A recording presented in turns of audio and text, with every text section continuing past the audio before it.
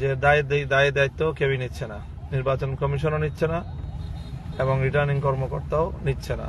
সকল উদ্বেগ উৎকণ্ঠার পর অনেক নাটকীয়তার শেষ পর্যন্ত রাত গভীরে আমাদেরকে এই আসনে পরাজিত ঘোষণা করা হয়। আমরা বর্তমান এই রাজনীতিতে এই নির্বাচনকে কেন্দ্র করে আমরা একটা নীতিগত অবস্থান গ্রহণ করেছি। সেটা হলো বাংলাদেশের যে চলে আসা রাজনৈতিক একটি নেতিবাচক ধারা, নির্বাচনে হারলে সকলেই নির্বাচনের ফলাফলকে প্রত্যাখ্যান করে। আমরা গতানুগতিক সেই পথে যেতে চাইনি।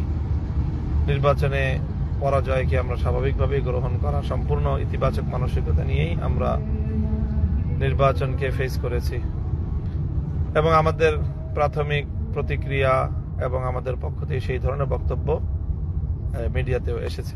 সময় যত গড়াচ্ছে আমাদের কাছে এই নির্বাচনের ভয়াবহ কিছু চিত্র উঠে আসছে, যার কারণে আমরা দেশের স্বার্থে এবং দেশের নির্বাচনী গণতান্ত্রিক পরিবেশকে রক্ষা করার স্বার্থে দেশের মানুষ যে ভোটাধিকার প্রয়োগ করার জন্য দীর্ঘ প্রতীক্ষায় ছিল, মানুষের যে আবেগ এবং উচ্ছ্বাস, তাদের মতামতের ভিত্তিতে তাদের জনপ্রতিনিধি নিযুক্ত হবে, সেই আবেগের প্রতি যে চরমভাবে যে বৃদ্ধাঙ্গুলি প্রদর্শন করা হলো, জনগণকে নিয়ে যে তামাশাটা করা হলো অনেক জায়গাতেই, আমরা সেটার বিষয়ে কিছু তথ্য এবং কিছু বক্তব্য না তুলে ধরে আর পারছি না।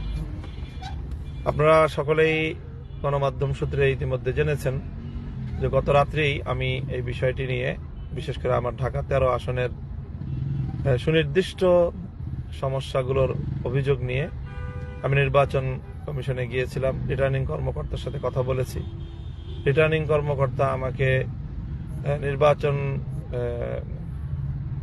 যেই কমিশন, নির্বাচন কমিশনের সিনিয়র সচিবের সাথে কথা বলতে বলেন। আমি তার রেফারেন্সে নির্বাচন কমিশন সচিবের সাথে কথা বলি, কিন্তু নির্বাচন কমিশন সচিব এই ব্যাপারে তার কোনো এখতিয়ার নাই মর্মে ব্যক্ত করেন। কাজেই এখন সার কথা দাঁড়ায় যে দায় দায়িত্ব কেউই নিচ্ছে না, নির্বাচন কমিশনও নিচ্ছে না এবং রিটার্নিং কর্মকর্তাও নিচ্ছে না। প্রশ্ন হলো, তাহলে আমাদের জনগণের ভোটাধিকারের কি হবে?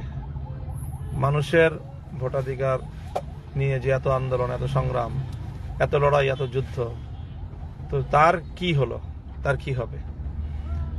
এই বিষয়গুলি আজ তীব্রভাবে প্রশ্ন হিসাবে দাঁড়িয়ে গিয়েছে।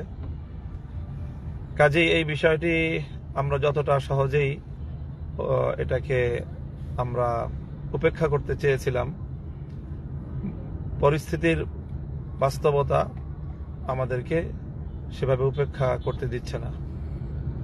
হাজারো মানুষের চোখের অশ্রু, অসংখ্য অগণিত মানুষের কলিজা ছেঁড়া তাদের কান্না, আর্তনাদ আমাদেরকে এই বিষয়ে আরো কিছু পদক্ষেপ নিতে বাধ্য করছে।